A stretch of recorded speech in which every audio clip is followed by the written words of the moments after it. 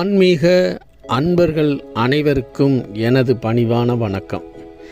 இன்று நம் காண இருக்கும் சித்தர் பட்டினத்தார் அவர்கள். பட்டினத்தார் எப்படி இந்த துறவரம் வந்தார், அவர் வாழ்க்கையில் என்ன நிகழ்ந்தது என்று அவருடைய வாழ்க்கை வரலாறை நம்ம ஒரு சிறிதாக பார்ப்போம். வாங்க வீடியோக்குள்ளே போகலாம். அதுக்கு முன்னாடி பட்டினத்தார் முப்பிறவியில் யாராக இருந்தார் என்பதை நம்ம கொஞ்சம் தெரிஞ்சுக்கணும். அதாவது ராவணேஸ்வரன், கும்பகர்ணன், பட்டினத்தார். அதாவது பட்டினத்தார் முப்பிறவியில் குபேரனாக இருந்திருக்கிறாரு. அப்போ இந்த மூவரும் ஒவ்வொருத்தரும் சிவபெருமானை நோக்கி தவம் இருந்து ஒரு வரத்தை பெற்றிருக்காங்க. ராவணன் ராவண ஈஸ்வரன் அப்படிங்கிற சிவபெருமானோட தீவிர பக்தன் என்று ஒரு அழைக்கப்படக்கூடிய ராவணேஸ்வரன், அவர்கிட்ட சிவனை யார் அதிக நேசித்தாரோ அது ராவணேஸ்வரன் தான். அப்படிப்பட்ட வரத்தை அவர்கிட்ட பெற்றிருக்காரு. கும்பகர்ணன் சில சூழ்ச்சியால் அவனுக்கு ஒரு சில நினைவுகள் மறந்து அவன் தூங்குகிற நிலைக்கு அவன் போயிட்டான். அப்படி ஒரு வரத்தை அவன் வாங்கியிருக்கான். அடுத்ததாக பார்த்தீங்கன்னா நம்ம பட்டினத்தார் அவர்கள் குபேரனாக இருந்திருக்கிறார். அந்த குபேரனாக இருக்கும் பொழுது சிவபெருமானிட்ட கேட்டிருக்கிறாரு, உங்களுக்கு என்ன வர வேண்டும் என்று. சிவபெருமானிடம் குபேரன் கேட்டது, எனக்கு எப்பவும் உங்களோட பக்தனாக நான் இருக்கணும், உங்களை நேசிக்கிற ஒரு மனிதனாக இருக்கணும்னு சொல்லி அவர்கிட்ட அவர் வரம் கேட்டோன்னே, அப்போ சிவபெருமான் கைலாயத்தில் இருக்கும் பொன்னும் பொருளும் எல்லாத்தையும் நீ கவனித்துக்கொள் என்று அவரிடம் ஒப்படைத்திருக்கிறார். அப்படி அந்த கைலாயத்தில் உள்ள செல்வங்களை பராமரித்ததினால் அவர் மிக பெரிய செல்வந்தராக அவர் குபேரன் என்று பெயர் பெற்று இருக்கிறார். அப்படிப்பட்ட குபேரன் ஒரு முறை பூலோகத்துக்கு வந்த குபேரன் பூலோகத்தை பார்த்து, இயற்கையை பார்த்து ரசித்துள்ளார். இங்கே உள்ள மயில்களும் மான்களும் குயில்களும் நதிகளும் இப்படி எல்லாத்தோட சத்தங்கள் அவருக்கு மிக வித்தியாசமாக தோன்றியதால், நம் ஒரு பிறவியில் இங்கு மனிதனாக பிறந்திருந்தால் இதை எல்லாமே நாம் ரசித்திருக்கலாம், அனுபவித்திருக்கலாம் என்று ஒரு கணம் அவர் எண்ணினார். அவர் எண்ணியதினால் சிவபெருமான் ஒரு பிறவியில் நீ மனிதனாக பிற என்று அவருக்கு மனித பிறவி கொடுத்திருக்கிறார். இதுதான் நம் பட்டினத்தாரோட முன்பிறவி. பட்டினத்தார் பூமியில் குழந்தையாக பிறந்து விட்டார். ஒரு மிகப்பெரிய வணிகம் செய்யும் வீட்டில் குழந்தையாக பிறந்தார். செல்ல செழிப்போடு, அவர் குபேரன் அல்லவா, செல்ல செழிப்போடு வளர்ந்தார். வயது வாலிபம் வந்தார். தனது தாய் தந்தை அவருக்கு திருமணம் செய்து வைத்தார்கள். திருமணம் செய்து முடிந்து பல வருடங்களாக பட்டினத்தாருக்கு குழந்தை பாக்கியம் இல்லை.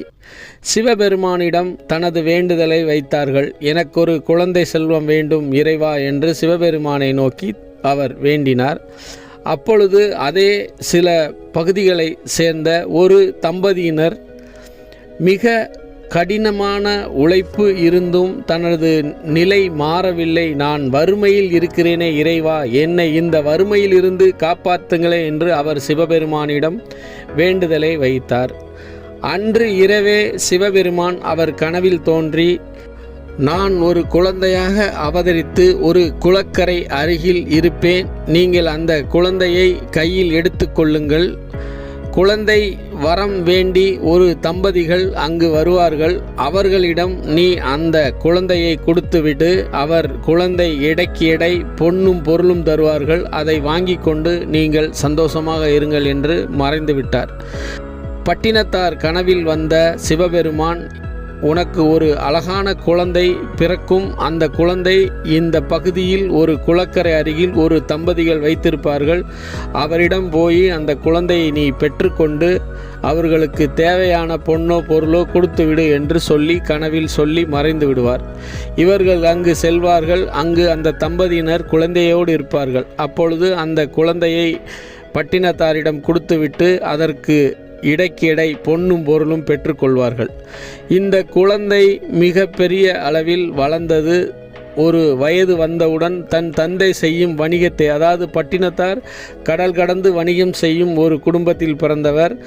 பையன் வளர்ந்து ஒரு நிலைக்கு வந்தவுடன் நானும் வணிகத்துக்கு செல்கிறேனே என்று தந்தையிடமும் தாயிடமும் அவர் தனது அனுமதியை பெற்று கடல் கடந்து வணிகத்துக்கு சென்று விட்டார். அப்பொழுது வணிகம் முடித்து அவர் திரும்பி வரும்பொழுது அங்கிருந்து தவிடுகளும், அதாவது எரு வரட்டி என்று சொல்வார்கள், அப்படி மூட்டை மூட்டையாக அவர் எடுத்து கொண்டு வந்திருக்கிறார். தந்தை தன் மகன் வணிகத்துக்கு சென்று திரும்பிவிட்டான், அவனை வரவேற்கச் செல்லலாம் என்று அவர் கடற்கரை அருகே போனார். அப்பொழுது அவர் அங்கு இல்லை, சென்று விட்டார் என்று சொன்னார்கள்.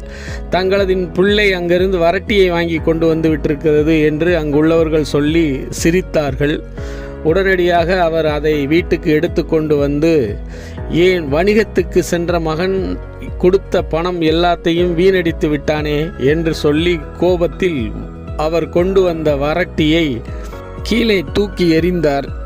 எறிந்தவுடன் அந்த வரட்டி உள்ளே வைரமும் வைடூரியமும் மாணிக்கமும் இருப்பதை அறிந்து, ஒரு கணம் நம் மகனை திட்டியது தவறாகிவிட்டது, அவன் மிகப்பெரிய புத்திசாலியாக செயல்பட்டிருக்கிறானே, எங்கே அவன் என்று தன் மனைவியிடம் கேட்க, அவன் வெளியே சென்று விட்டான், உங்களிடம் இதை கொடுக்க சொன்னான் என்று சொல்லி ஒரு பெட்டியை கொடுத்திருக்கிறார். அந்த பெட்டியை அவர் திறந்து பார்த்தவுடன் உள்ளே ஒரு சிறிது ஓலையில் காது போன ஊசியாக இருந்தால் கூட அது கடைசி வரை நம் கூடு வராது என்று அவன் அதில் ஒரு வாசகத்தை எழுதி வைத்திருக்கிறான். அதாவது காது உடைந்த ஊசி கூட தைக்கிறதுக்கு உதவாது, நம் கூடை அது எடுத்து செல்ல முடியாது, அப்படி என்ற ஒரு பழமொழியை அதில் எழுதி சென்றிருக்கிறார். இதை பார்த்து ஒரு கணம் நம் இவ்வளவு பெரிய செல்வந்தராக இருந்து இது எதுவுமே நம்மளுக்கு சொந்தமில்லையே என்று ஒரு கணம் யோசித்த அவர் சிறிது நாளிலே துறவரம் கிளம்பிவிட்டார். தனது சொத்து சொகம் எல்லாத்தையும் இழந்து எனக்கு வேண்டாம் என்று சொல்லிவிட்டு ஒரு கோவணத்தை எடுத்து கட்டிக்கொண்டு சென்று விட்டார். அப்படி சென்ற பட்டினத்தார் தன் தாய் அவரை அழைத்து, ஏன் மகனே இப்படி செல்கிறாய் என்ற, இல்லை எனக்கு எதிலும் நாட்டமில்லை, நான் செல்கிறேன் என்று சொல்ல, உனக்கு கடமைகள் ஒன்று இருக்கு, அதை நீ செய்துவிட வேண்டும் என்றார். நான் கண்டிப்பாக உங்களுக்கு செய்ய வேண்டிய கடமைகளை நான் வந்து செய்வேன் என்று சொல்லிவிட்டு அங்கிருந்து சென்றார். சென்று ஒரு இடத்தில் அமர்ந்திருந்தார். அப்பொழுது அந்த நாட்டு அரசர் வந்து இவரிடம், ஏன் நீங்கள் இவ்வளோ செல்வந்தராக இருந்தவர் ஏன் இந்த கோலம் என்று அவரிடம் கேட்க, அவர் சொன்னார், அன்று ஒரு நாள் நீங்கள் என் வீட்டுக்கு வந்தீர்கள், அப்போ நீங்கள் பல்லாக்கில் இருந்தீர்கள், நான் இறங்கி வந்து உங்களிடம் பேசினேன். இன்று நீங்கள் இறங்கி வந்து என்னிடம் பேசுகிறீர்கள், நான் இன்று உட்கார்ந்திருக்கிறேன். இதுதான் நிலைமை, இதைத்தான் இறைவன் எனக்கு உணர்த்தியிருக்கிறான், அதனால் நான் இந்த நிலைமைக்கே செல்கிறேன் என்று அவரிடம் சொல்லி விடைபெற்றார். இப்படி பட்டினத்தார் வாழ்க்கையில் பல சுவாரஸ்யங்கள் நடந்தது. ஒரு நாள் அரசர் வீதி வழியாக வரும்போது பட்டினத்தார் வீடை பார்த்திருக்கிறார். வெள்ளியில் கதவு மாட்டப்பட்டிருக்கு, வீடு முன் கூரையில் முத்துக்களால் அலங்கரிக்கப்பட்டிருந்திருக்குது. இதை கண்டு கோபமடைந்த அரசர் உடனடியாக பட்டினத்தாரை அழைத்து, உன் வீட்டில் இருக்கும் வெள்ளி கதவை உடனடியாக மாற்று என்று சொல்லிவிட்டு போயிட்டார். உடனே பட்டினத்தார் மன்னர் சொல்லுக்கு மறுசொல் சொல்லக்கூடாது என்று அவர் வீட்டிலிருந்து வெள்ளி கதவை அகற்றிவிட்டு தங்க கதவை மாட்டிவிட்டார். மறுநாள் அரசர் அந்த வழியாக வரும்பொழுது பட்டினத்தாரை அழைத்து, உன்னை வெள்ளி கதவை கலட்ட சொன்னேனே என்று சொல்லியிருக்கிறார். நீங்கள் சொன்னதுக்காக வெள்ளி கதவை கலட்டிவிட்டேன், ஆனால் தங்கத்தில் கதவு செய்துவிட்டேன் என்று சொல்லியிருக்கிறார். உடனடியாக மன்னருக்கு கோபம் வந்து முன்னாடி இருந்த அந்த முத்து பல்லாக்கை அரசர் தன் காவலாளிகளிடம் சொல்லி எரித்து விட்டார். உடனே கோபம் அடைந்த பட்டினத்தார் ஒரு கணம் யோசித்துவிட்டு ஒன்றும் சொல்லாமல் உள்ளே சென்று விட்டார். அரசரும் அங்கிருந்து சென்று விட்டார். மறுநாள் அரசர் அந்த வழியாக வரும்பொழுது இந்த முத்துக்கள் இருந்த பந்தல் எரிந்து விட்டதால் அவர் ஃபுல் வைரங்களால் பந்தலை அமைத்திருக்கிறார். இதை கண்டு ஆச்சரியமடைந்த மன்னர், நம்மோடு செல்வந்தராக இருக்கிறாரே, இவரிடம் நாம் செய்த காரியங்கள் சில தவறாகிவிட்டது என்று பல்லக்கில் இருந்து இறங்கி பட்டினத்தாரிடம், நான் செய்த தவறை உணர்ந்து விட்டேன் என்று சொல்லி அங்கிருந்து விடை பெற்றிருக்கிறார். இப்படி சில காலங்கள் ஓடியது. அவர் அங்கங்கே யாசகம் கேட்டு தன் வயிறை கழுவி கொண்டிருந்திருக்கிறார். ஒரு நாள் தன் அக்கா வீட்டில் போய் பிச்சை கேட்டிருக்கிறார். அக்காவுக்கு ஒரு கணம் பட்டினத்தாரை பார்த்து ஆத்திரம் வந்துவிட்டது. இவ்வளவு செல்வந்தராக இருந்த ஒருவன் பிச்சைக்காரன் போல் இருக்கிறாரே, நம் குடும்பம் மானம் போகிறதே என்று சொல்லி பட்டினத்தாரு கொடுக்கும் உணவில் விஷத்தை கலந்து கொடுத்திருக்கிறார். அவர் யான திஷ்டியில் அதை கண்டு அதில் உள் விஷம் இருக்கு என்பதை உணர்ந்து தன் வினை தன்னை சுடும், ஓட்டை அப்பம் வீட்டை சுடும் என்று அந்த அப்பத்தை தூக்கி ஓட்டு மேல் எரிந்திருக்கிறார். அவர்கள் வீடு தீ பற்றி எரிந்து விட்டது. ஐயோ, வீடு எரிகிறதே என்று அவர் அக்கா கத்திருக்கிறார்.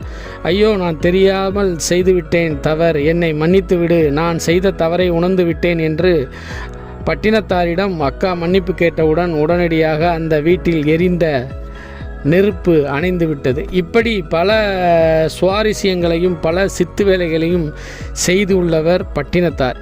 இப்படி சில காலங்கள் ஓடியது. ஒரு நாள் அங்கிருந்து பக்கத்து ஊருக்கு சென்று அங்கு ஒரு இடத்தில் அமர்ந்து தியானம் செய்து கொண்டிருந்திருக்கிறார். அவர் தானம் செய்து கொண்டிருக்கும் பொழுது அந்த வழியாக வந்த 4-5 திருடர்கள் அங்குள்ள ஒரு விநாயகர் கோவிலில், நான் இந்த அரசர் வீட்டில் திருடப் போகிறேன், அங்கு திருடி வரும் பொருட்களில் உனக்கு ஒரு வைர மாலையை நான் அணிவிக்கிறேன் என்று சொல்லி விநாயகரிடம் வேண்டிக் கொண்டு அந்த மன்னர் அரண்மனையில் போய் திருடிவிட்டு வந்து விட்டார்கள். திருடிவிட்டு வரும் வழியில் அந்த மன்னரின் காவலாளிகள் இந்த திருடர்களை கண்டுவிட்டார்கள்.